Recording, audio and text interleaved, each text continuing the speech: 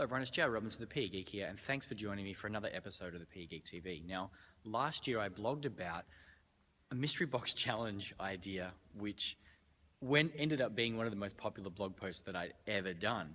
And people have gone on to use it in all sorts of settings.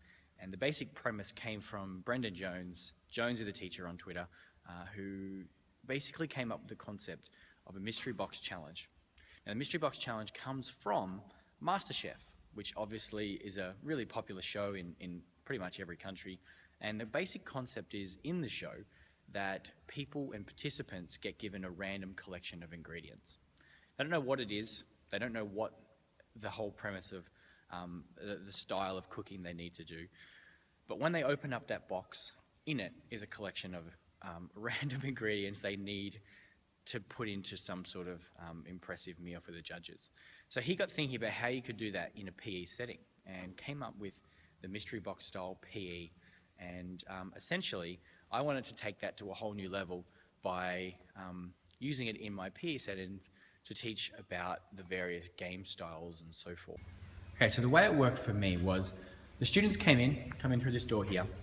As soon as they walked in, they usually head that direction and they get changed.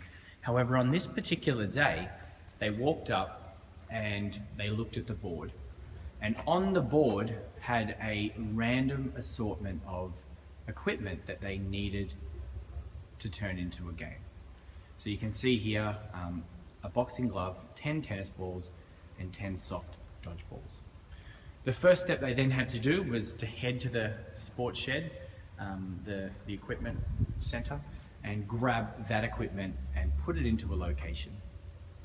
Now, all students got given the same equipment. However, if I hit refresh on this page, it does give me another randomized equipment. Now, if you want to get access to that, it's thepegeek.com/mystery. The students then usually take about 2 or 3 minutes to go and get changed, and in that time, they had to come out, they had to find a spot in here with their group, and they had 5 minutes to piece together a game.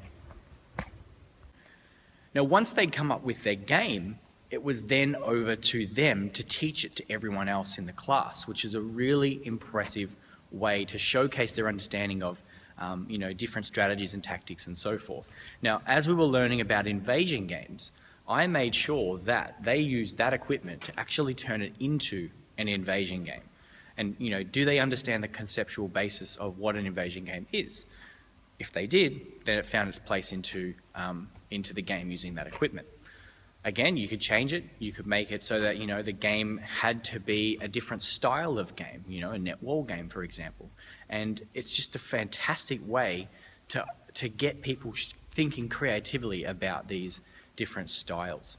You could then assess them on how well they were able to teach it, how creative their game was, how well it used that equipment, how original it was. And, the best part about it is that you can do it infinitely because there's so many games out there that are yet to be invented. And your students will surprise you with the creativity that they have. So I challenge you to do the Mystery Box Challenge in your PE program. You don't have to use this board here with equipment. You could simply just put some equipment and cover it with something, and then they reveal it, and they've got a certain time period to try and come up with a piece of equipment to suit. All right, speak to you soon.